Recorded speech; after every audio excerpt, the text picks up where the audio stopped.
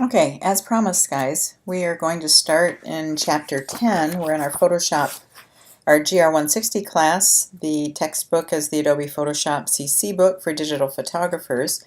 And we're on page 306, Chapter 10, working with videos. And what Kelby says, 4 things that you need to know now about creating video in Photoshop. He says most of the photographers that he talks to have shot videos with their DSLs, LRs, which I have, but they like them. I had a bunch of individual movie clips sitting in a folder on our computer, and we've never created a movie with them. So the major reason is because it takes a lot of time to learn a video editing program. So Photoshop is a game changer, according to Kelby. Now we can edit video on a program we already know, so we don't need to learn a new program, just one new feature of a program that we're already familiar with, and it's what we've always dreamed of in a Photoshop program that lets us edit video. So what I've done, and what I would suggest that you do, is establish a desktop folder. And in that desktop folder, I have saved 4 or 5 movies, short clips, and a couple of resized image files to potentially use in my video. All right, so helps to have a lot of RAM. When it comes to video, there is more is ideal.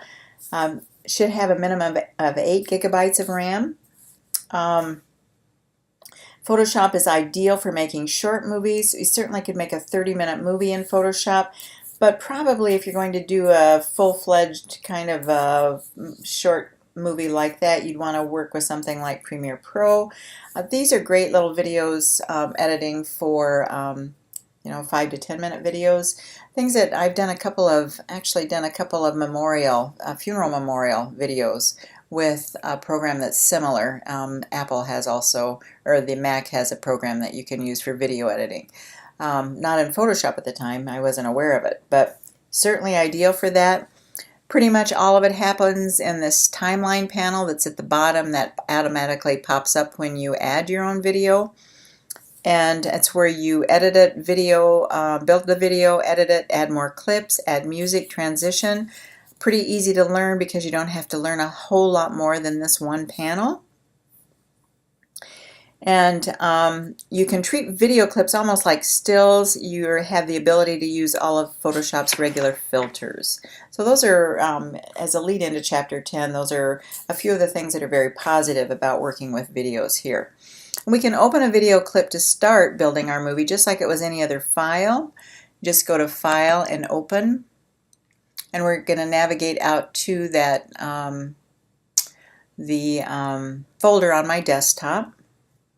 And you'll see that mine are all saved as .mov files. That happens from my phone. I had nothing to do with that other than that's what it is. Oh, that's kind of an interesting one. And right away I can see, is this one that I really want to... Why are you trying to get in my lap? Huh? If I want to include it or not. Ouch, ouch, ouch. I can see that it's a shorter video. It's like 1 minute. Right, Mac, I've already let you out twice. I'm not letting you out again. No, go lay down. I sound like ornery, don't I? Maybe I don't want to use that video. What is the problem? Okay.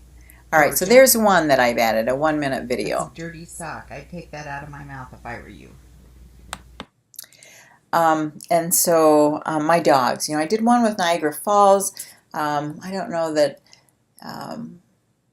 I'm going to just show you that real quickly so that you can see, just with like you spending 5 minutes with this particular chapter, you can do all kinds of cool little things. So I'm going to go to Open, and I'm going to navigate out to my desktop. I'm sure it's still on my desktop, Movie in Process. And again, I didn't finish this one, but this is one that I worked on last week. I don't know if I just play this little clip, you'll see that it's, I don't know, maybe it's about 3 minutes long. I added a couple of video clips, I added a couple of transitions, I added some background audio, as you can tell.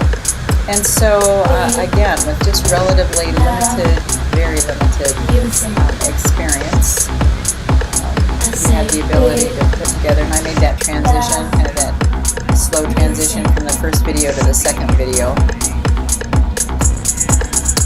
So again, just a real quick example of what you can do with this. So we opened one video. He has some videos that you can download as well, but they were quite long, took forever to download them, so I just would, again, prefer, like I asked you last week, to use 2 or 3 of your own short video clips. You'll see that the blue bar, the length of the blue bar corresponds to the length of your video. In this instance, mine's a little bit over a minute. The longer the bar, obviously, the longer the video clip. You can change the size or magnification of what's in the timeline by using the slider at the bottom of the panel.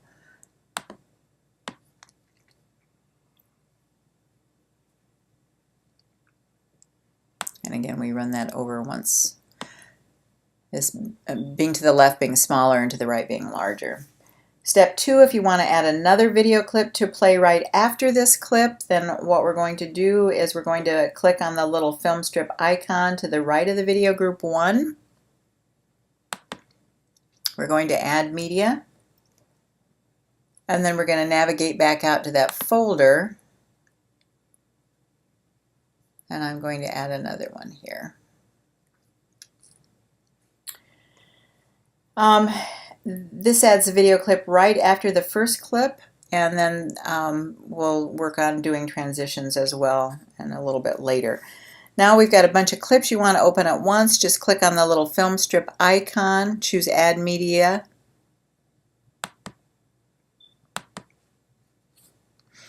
And then you're going to command click or control click on those that you haven't added that you want to add. So let's see.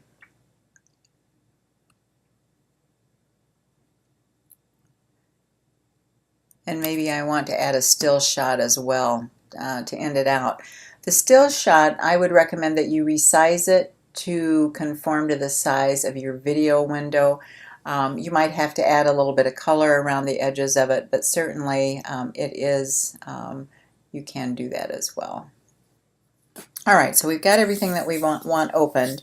And you'll see that it opens all of the files in their own layer in Photoshop, just like a normal image with in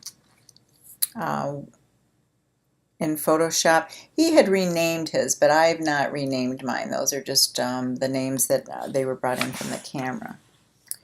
Now, working with the basic controls, I want to check out the time here and make sure I don't run over too much time. So I will be back in just a moment.